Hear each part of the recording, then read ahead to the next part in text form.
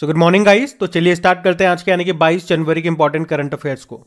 तो इस प्रश्न में आपसे पूछ रहे हैं अभी हाल ही में आदिवासियों को बुनियादी दस्तावेज प्रदान करने वाला देश का पहला जिला कौन सा बन गया है। तो आंसर होगा वायनाड, केरल का है ये। तो केरल का वायनाड ये सभी आदिवासियों को आधार कार्ड, राशन कार्ड, जन्म और मृत्यु प्रमाण पत्र, चुनाव पहचान पत्र, बैंक खाते और स्वास्थ्य बीमा जैसी बुनियादी दस्तावेज और सुविधाएं प्रदान करने वाला देश का पहला जिला बन गया है। अच्छा, इसी तरह से कुछ इंपॉर्टेंट प्रश्न पहले मैं आपसे पूछता हूं, उनके उत्तर आप देने की कोशिश करना। इससे आपका यह भी पता चलेगा कि आपका करंट अफेयर्स कितना स्ट्रांग है। अगर आपसे एग्जाम में पूछा जाए कि अभी भारत का पहला संविधान साक्षर जिला कौन सा बना था, तो आंसर होगा केरल का कोल्लम जिला। अगर आपसे पूछा जाए हर गांव में पुस्तकालय वाला देश का पहला जिला कौन सा बना, तो आंसर होगा जामताड़ा जिला, ये झारखंड का है। अगर आपसे पूछा जाए कि भारत का पहला कार्यात्मक रूप से साक्षर जिला कौन सा बना, तो ये बना है मंडला जिला, ये मध्य प्रदेश का है। अगर आपसे पूछा जाए देश का पहला हर घर जल प्रमाणित जिला कौन सा बना, तो आंसर होगा बुरहानपुर, ये मध्य प्रदेश का है। लेकिन अगर आपसे पूछा जाता है कि देश का पूर्ण डिजिटल साक्षरता वाला पहला ग्राम पंचायत कौन सा बना, तो आंसर होगा पुल्लमपारा, ये केरल में है। और आदिवासी से आपको याद आएगा एक विश्व आदिवासी दिवस होता है, 9 अगस्त को होता है। अच्छा, आप बता सकते हो भारत की पहली आदिवासी स्वास्थ्य वेधशाला ये कौन सा राज्य बनाएगा, तो आंसर होगा उड़ीसा। अभी उड़ीसा के पहले आदिवासी मुख्यमंत्री का निधन हो गया, उनका नाम है हेमानंद बिस्वाल। और भारत की पहली आदिवासी और दूसरी महिला राष्ट्रपति बनी है हमारी द्रौपदी मुर्मू। वैसे बात यहाँ पे केरल की हुई है, तो ये रहा मैप में केरल। देखो, केरल की कैपिटल क्या है, तिरुवनंतपुरम है। और भारत का पहला स्पेस टेक पार्क आपको यहीं पे मिलेगा, विक्रम साराभाई स्पेस स्टेशन आपको यहाँ पे मिलेगा। और अभी विश्व का पहला ताड़ के पत्तों का पांडुलिपि संग्रहालय कहाँ पे बना है, तिरुवनंतपुरम में ही। केरल इसे गार्डन ऑफ स्पाइस, मसालों का बाग भी कहा जाता है। यहाँ के मुख्यमंत्री हैं पिनाराई विजयन और गवर्नर कौन है, आरिफ मोहम्मद खान है। अच्छा, केरल का राजकीय पशु है हाथी और राजकीय पक्षी है ग्रेट हॉर्नबिल। यहीं पे आपको साइलेंट वैली नेशनल पार्क मिलेगा, पेरियार नेशनल पार्क आपको यहाँ पे मिलेगा, एरविकुलम नेशनल पार्क मिलेगा आपको यहाँ पे। एक इडुक्की डैम जरूर याद रखना, ये आपको केरल में मिलेगा पेरियार नदी पर। और केरल के समुद्री तट को क्या कहते हैं, मालाबार तट कहते हैं। और यहाँ की क्लासिकल लैंग्वेज है मलयालम। क्लासिकल डांस 2 है, कथकली और मोहिनीअट्टम। और अगर आपसे प्रश्न पूछा जाए ना कि किस शहर को अरब सागर की रानी कहते हैं, ये प्रश्न एग्जाम में आता है, तो आंसर होगा कोच्चि को। बाकी आपको बताए केरल ये मनरेगा श्रमिकों को पेंशन देने के लिए कल्याण बोर्ड बनाने वाला पहला राज्य बना था। और देश का पूरी तरह से डिजिटल बैंकिंग वाला राज्य ये केरल बना है। और केरल का जो कुंभलांगी गांव है ये भारत का पहला सैनिटरी नैप्थ गांव बन गया। अभी केरल के जो मुख्यमंत्री है पिनाराई विजयन, उनका जो निर्वाचन क्षेत्र है धर्मदम, वो भारत का पहला पूर्ण पुस्तकालय निर्वाचन क्षेत्र बन गया। और केरल हाईकोर्ट भारत का पहला पेपरलेस हाईकोर्ट बन गया। भारत का पहला जेंडर पार्क आपको केरल में मिलेगा। भारत का पहला ग्राफीन नवाचार केंद्र आपको केरल में मिलेगा। और केरल के अलुवा में स्थित एक बीच फार्म को देश का पहला कार्बन न्यूट्रल फार्म घोषित किया गया। और आपको याद रखना है केरल जो है ये सस्ती कीमत पर या यूं कहें कि मुफ्त में इंटरनेट उपलब्ध कराने के लिए एक परियोजना शुरू करेगा, उसका नाम है के-फोन। इसका मतलब होता है केबल फाइबर ऑप्टिक्स नेटवर्क। अभी पहला अंतरराष्ट्रीय तटीय महोत्सव का आयोजन भी केरल में हुआ था। और अभी पहले केरल ज्योति पुरस्कार के लिए किसे चुना गया था, एम.टी. वासुदेवन नायर को। और एक मलयालम फिल्म निर्माता हैं के.पी. कुमारन, उनको अभी केरल का सर्वोच्च फिल्म पुरस्कार जेसी डैनियल से सम्मानित किया गया। और याद रखना भारत का पहला स्वदेशी विमान वाहक पोत आईएनएस विक्रांत है, उसको बनाया है कोचिन शिपयार्ड लिमिटेड ने। मातृ मृत्यु अनुपात, मैटरनल मोर्टेलिटी रेशो, ये सबसे कम आपका केरल का ही है। लिटरेसी रेट, साक्षरता दर, ये सबसे ज्यादा आपकी केरल की है। तो याद रखना ये सारे इंपॉर्टेंट पॉइंट्स। और हाँ गाइज, अगर सेशन अच्छा लगे तो इसे लाइक जरूर करना और अपने दोस्तों के साथ में आपको शेयर जरूर करना है। और अगर वीडियो पे फर्स्ट टाइम है तो चैनल को सब्सक्राइब जरूर कर लीजिए, साथ में बेल आइकन को प्रेस कर लीजिए। हम बढ़ते हैं आगे। चलिए फिर बताइए, अभी हाल ही में प्रभाबेन सौभाग्यचंद शाह का निधन हो गया, उन्हें किस वर्ष पद्मश्री से सम्मानित किया गया, तो आंसर होगा 2022। तो 2022 में पद्मश्री सम्मान से सम्मानित किया गया था प्रभाबेन सौभाग्यचंद शाह को, और अभी इनका निधन हो गया। वे दादरा और नागर हवेली, दमन और दीव जो कि एक यूनियन टेरिटरी है, उसकी एक सामाजिक कार्यकर्ता थी। उन्हें दमन की दिव्या के नाम से भी जाना जाता था। उन्होंने महिला सहकारी समिति और महिला ऋण समिति की भी शुरुआत की थी, लेकिन अभी इनका निधन हो गया। और 2022 के पद्मश्री पुरस्कारों से 2 नाम मैं आपको जरूर बताऊंगा, क्योंकि उन्होंने वो पुरस्कार लेने से मना कर दिया था और जिसमें से एक का तो निधन भी हो गया।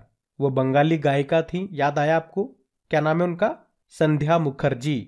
और इसी तरह से एक और व्यक्ति थे, पश्चिम बंगाल के पूर्व मुख्यमंत्री वो रह चुके हैं, उन्होंने भी ये सम्मान लेने से मना कर दिया। नाम बता सकते हो उनका? तो आंसर होगा बुद्धदेव भट्टाचार्य। ये दोनों नाम मोस्ट इंपॉर्टेंट है, ध्यान रखना। और बाकी निधन की बात है तो कुछ इंपॉर्टेंट निधन एक बार रिवाइज करवाऊं मैं आपको। तो अगर आपसे पूछे कि भारत में लेप्रोस्कोपिक सर्जरी के जनक का भी निधन हो गया, उनका नाम बताओ, तो आंसर होगा डॉक्टर टेहमटन ई उदवाड़िया। अभी जम्मू कश्मीर के पहले ज्ञानपीठ पुरस्कार विजेता का निधन हो गया, उनका नाम है रहमान राही। और अगर पूछे कि अनाथ बच्चों की मां के नाम से मशहूर थी कौन, जिनका भी निधन हो गया, तो आंसर होगा सिंधुताई सपकाल। और स्वतंत्र भारत के पहले मतदाता श्याम शरण नेगी का निधन हो गया।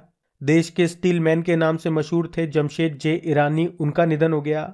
दुनिया के सबसे गंदे आदमी कहे जाते थे अमो हाजी, उनका निधन हो गया, वे ईरान से थे। भारतीय इंटरनेट के जनक कहे जाते थे बीके सिंगल, उनका निधन हो गया। राष्ट्र महिला आयोग की पहली अध्यक्ष, नेशनल कमीशन फॉर वुमेन की पहली अध्यक्ष थी जयंती पटनायक, उनका निधन हो गया। पॉन्ड मैन के नाम से मशहूर थे कलमाने कामेगौड़ा, कर्नाटक से थे, निधन हो गया। भारत की पहली महिला कार्डियोलॉजिस्ट थी डॉक्टर एस पद्मावती, उनका निधन हो गया। भारत की पहली महिला मनोचिकित्सक थी शारदा मेनन, उनका भी निधन हो गया। 1 रुपए के डॉक्टर के नाम से मशहूर थे सुशोभन बंदोपाध्याय, उनका निधन हो गया। कन्नड़ के कबीर के नाम से फेमस थे इब्राहिम सुतार, उनका निधन हो गया। फाइबर ऑप्टिक्स के जनक कहे जाते थे नरेंद्र सिंह कपानी, उनका निधन हो गया। और भारतीय सार्वजनिक उपक्रमों के जनक कहे जाते थे डॉक्टर वी कृष्णमूर्ति, उनका भी निधन हो गया। तो ये कुछ इंपॉर्टेंट नाम थे जिनके अभी हाल ही में निधन हुए, ये ध्यान रखना। अभी हम बढ़ते हैं आगे। और 21 जनवरी के डेली करंट अफेयर्स का क्विज का रिजल्ट हमारे पास आ चुका है, जिसमें टॉप 5 स्टूडेंट्स कौन कौन है। फर्स्ट नंबर पे निधि यादव हैं, कॉन्ग्रेचुलेशन निधि। सेकंड पे धीरज, फिर मीनाक्षी, नीलेश और राहुल कुमार हैं। आप सभी को कॉन्ग्रेचुलेशन। बाकी अगर वीडियो पे फर्स्ट टाइम है तो मैं कहूँगा क्विज आप जरूर लगाएं, क्योंकि ये जो हम क्वेश्चन पढ़ रहे हैं ये तो आपको क्विज में मिलेंगे ही सही, आपकी प्रैक्टिस के लिए, रिविजन के लिए, लेकिन उसमें 5-6 क्वेश्चन एक्स्ट्रा मैं पुराने महीने के भी ऐड कर रहा हूं, ताकि पिछला भी आपका साथ के साथ रिवीजन होता चले। क्विज कहां पे मिलेगी, पीडीएफ कहां पे मिलेगी, आपके क्रैक एग्जाम एप्लीकेशन पे, जिसका लिंक आपको नीचे डिस्क्रिप्शन बॉक्स में मिल जाएगा। और सेशन अच्छा लग रहा है तो प्लीज इसे लाइक जरूर कर देना, लास्ट में आप भूल जाते हो। और अपने दोस्तों के साथ में एक बार इसे शेयर जरूर करना। अभी हम बढ़ते हैं आगे। फिर बताइए अभी हाल ही में किस बैंक ने समावेशी वित्त भारत पुरस्कार 2022 जीता है, तो आंसर होगा ESAF बैंक ने। ESAF ये एक स्मॉल फाइनेंस बैंक है जिसने वित्तीय समावेशन के लक्ष्य को आगे बढ़ाने और समावेशी विकास का समर्थन करने में अपने योगदान के लिए प्रतिष्ठित समावेशी वित्त भारत पुरस्कार 2022 जीता है। ये जो पुरस्कार है वैसे तो संस्थानों और व्यक्तियों को दिया जाता है जो भारत में वित्तीय समावेशन को बढ़ाने के लिए काम करते हैं। वित्तीय समावेशन यानी कि फाइनेंशियल इंक्लूजन। बाकी ESAF बैंक की बात करेंगे, स्थापना होती है 2017 में। हेडक्वार्टर त्रिशूर केरल में है। अध्यक्ष हैं R Ravi Mohan. MD CEO हैं K पॉल थॉमस।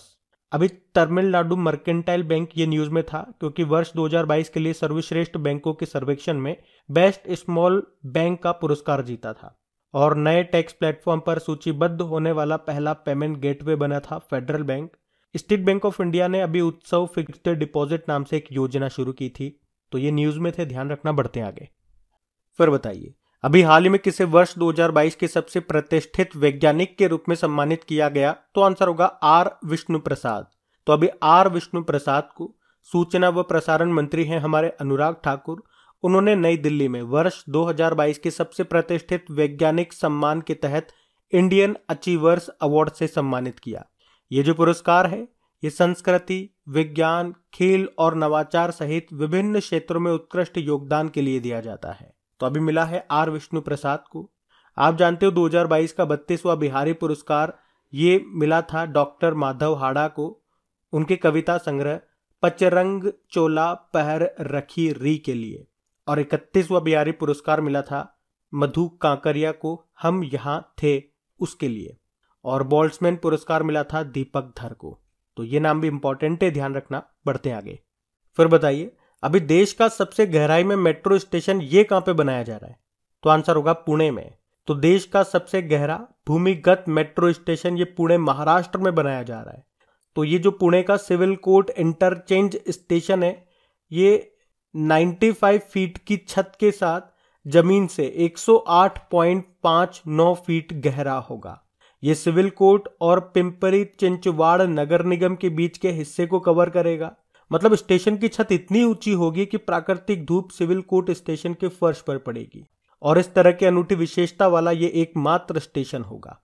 अच्छा, मेट्रो से आपको याद आएगा, भारत की पहली अंडर वाटर मेट्रो ये होगी कोलकाता मेट्रो, जो कि हुगली नदी के नीचे चलेगी। आप बता सकते हो जल मेट्रो परियोजना वाला भारत का पहला शहर कौन सा है? कोच्चि शहर। वैसे मेट्रो मैन ऑफ इंडिया किसे कहते हैं? ई श्रीधरन को। और दुनिया की सबसे लंबी मेट्रो लाइन ये कहां पे शुरू हुई? चाइना में। और अभी हैदराबाद मेट्रो ये बना है भारत में दूसरा सबसे बड़ा मेट्रो नेटवर्क।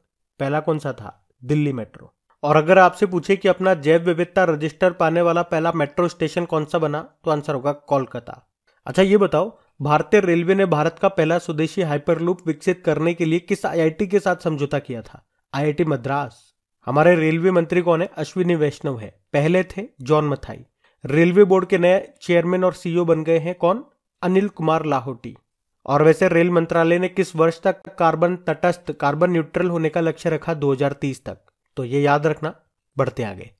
चलिए बताइए, अभी हाल ही में किसने जीवन आजाद पॉलिसी को शुरू किया? तो आंसर होगा एलआईसी ने। तो अभी एलआईसी ने जीवन आजाद पॉलिसी को लॉन्च किया है। ये एक नया सेविंग और जीवन बीमा प्लान है। इस योजना के तहत 5 लाख रुपए तक का बीमा कवर दिया जाता है। अगर आप ये पॉलिसी लेना चाहते हैं तो आपकी उम्र 90 दिनों से लेकर 50 वर्ष तक की होनी चाहिए। और अभी आपको याद होगा, एलआईसी ने बीमा रत्न नाम से एक सेविंग लाइफ इंश्योरेंस भी लॉन्च किया था, और धन संचय नाम से एक personal saving life insurance scheme भी शुरू की थी। और ब्रांड फाइनेंस रिपोर्ट के अनुसार एलआईसी 10वां सबसे वैल्यूड इंश्योरेंस ब्रांड है। ग्लोबली हम बात कर रहे हैं। टॉप पर कौन है? चाइना की एक इंश्योरेंस कंपनी है पिंग, वो है। और अभी एलआईसी ने प्रगति नाम से एक एप्लीकेशन लॉन्च किया था, और एक आनंद नाम से भी एक एप्लीकेशन लॉन्च किया था। और उससे पहले आरोग्य रक्षक स्वास्थ्य बीमा योजना शुरू की थी। इसके अध्यक्ष कौन है? एमआर कुमार है। स्थापना होती है 1956 में, और मुंबई में इसका मुख्यालय आपको मिलेगा। ध्यान रखना। ये बढ़ते आगे। चलिए फिर बताइए, अभी न्यूजीलैंड के प्रधानमंत्री कौन बनेंगे? तो आंसर होगा क्रिस हिप्किंस। हमने पढ़ा था अभी न्यूजीलैंड की जो प्रधानमंत्री हैं जेसिंडा अर्डन, उन्होंने कहा कि वो इस्तीफा दे रही हैं। उनकी पार्टी का नाम है लेबर पार्टी। तो अभी लेबर पार्टी ने ही बताया है कि क्रिस हिप्किंस ये अब न्यूजीलैंड के नए प्रधानमंत्री बनेंगे। अब न्यूजीलैंड की बात है तो न्यूजीलैंड, इसकी कैपिटल वेलिंगटन है। करेंसी है न्यूजीलैंड डॉलर। आपको याद है 2022 में जो आईसीसी वुमेन्स वर्ल्ड कप हुए थे वो न्यूजीलैंड में हुए थे, जिसको ऑस्ट्रेलिया ने जीता था इंग्लैंड को हरा के। और अभी 2023 में जो फीफा वुमेन्स वर्ल्ड कप है वो ऑस्ट्रेलिया और न्यूजीलैंड में होंगे। और याद रखना, न्यूजीलैंड सरकार ने स्मोकिंग पर प्रतिबंध लगाने के लिए दुनिया का पहला तंबाकू कानून पारित किया था। और महिलाओं को वोटिंग अधिकार देने वाला पहला देश ये आपका न्यूजीलैंड ही है। और न्यूजीलैंड में कैंटरबरी घास के मैदान पाए जाते हैं। और आईसीसी के जो चेयरमैन है ग्रेग बार्कले, वो भी न्यूजीलैंड से ही है।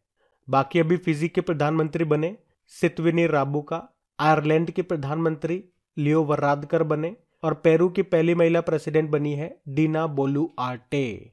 ध्यान रखना ये नाम। बढ़ते आगे।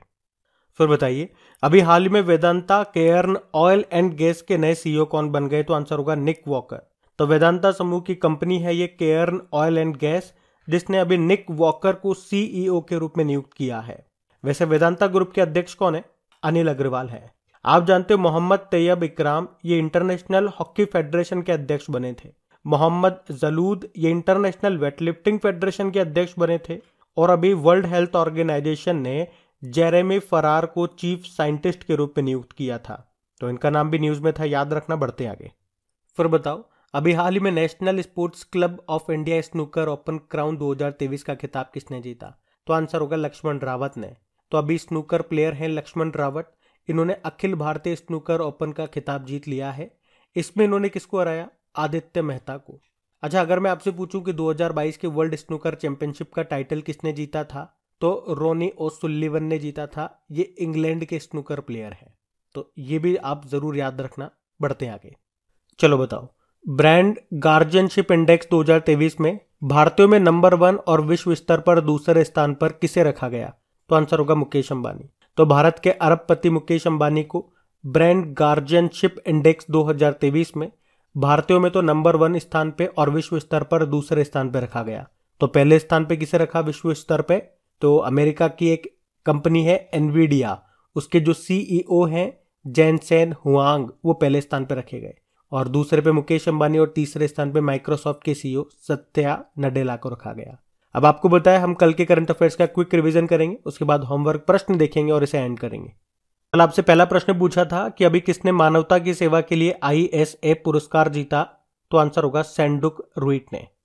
फिर आपसे पूछा था अभी किस राज्य में राष्ट्रीय एड्स नियंत्रण संगठन ने मानव की सबसे बड़ी लाल रिबन की श्रृंखला बनाई? तो आंसर होगा उड़ीसा। फिर आपसे पूछा था कि भारत में भूमिगत खानों में स्वायत्त ड्रोन उड़ाने वाली पहली भारतीय फर्म कौन सी बनी? तो आंसर होगा स्क्वाड्रन। फिर आपसे पूछा कि दुनिया के सबसे उम्रदराज व्यक्ति कौन बन गई? तो आंसर होगा मारिया मोरेरा। और फिर पूछा था कि राष्ट्रीय स्वास्थ्य प्राधिकरण नेशनल हेल्थ अथॉरिटी के निदेशक कौन बने? प्रवीण शर्मा। फिर आपसे पूछा कि अभी किस IIT ने एक स्वदेशी मोबाइल ऑपरेटिंग सिस्टम भरोस इसको डेवलप किया? तो आंसर होगा IIT मद्रास। फिर अगला प्रश्न पूछा था कि अभी कलवारी श्रेणी की 5वीं पनडुब्बी को कमीशन किया गया, उसका नाम बताओ। INS वागीर। फिर आपसे पूछा कि कोलंबिया विश्वविद्यालय के इतिहास में पहली बार महिला अध्यक्ष कौन बनी? तो आंसर होगा नेमत मिनोचे शाफिक। फिर पूछा कि वर्ल्ड इकोनॉमिक फोरम के द्वारा स्वास्थ्य और जीवन विज्ञान पर केंद्रित चौथी औद्योगिक क्रांति के लिए केंद्र कहां पर स्थापित करेगा? तो आंसर होगा हैदराबाद में। और अगला प्रश्न था कि ब्रांड फाइनेंस की वैश्विक IT ब्रांड सूची 2023 के अनुसार कौन सी भारतीय कंपनी टॉप पर रही? तो आंसर होगा TCS। ये वर्ल्ड लेवल पे दूसरे स्थान पे थी और पहले स्थान पे थी एक्सेंचर। अब बात करेंगे कल की वीडियो में पूछे गए प्रश्न के उत्तर की। तो कल के वीडियो में आपसे क्या पूछा था कि यूनिवर्सल हेल्थ कवरेज डे 2022 समारोह का आयोजन ये किस शहर में किया गया? तो आंसर होगा वाराणसी में। आप सभी ने प्रश्न का बिल्कुल सही उत्तर दिया है। और जाने से पहले एक बार फिर से आपको याद दिला दूं, अगर सेशन को आपने लाइक नहीं किया, सेशन अच्छा लगा तो प्लीज लाइक जरूर कीजिएगा और अपने दोस्तों के साथ में एक बार इसे शेयर जरूर कर देना। बाकी इनकी क्विज बना करके अपलोड कर दी गई आपकी करेक्ट एग्जाम एप्लीकेशन पे, वहीं पे इनकी PDF भी आपको मिल जाएगी जिसका लिंक नीचे डिस्क्रिप्शन बॉक्स में है। अब ये रहा आज का आपका होमवर्क प्रश्न।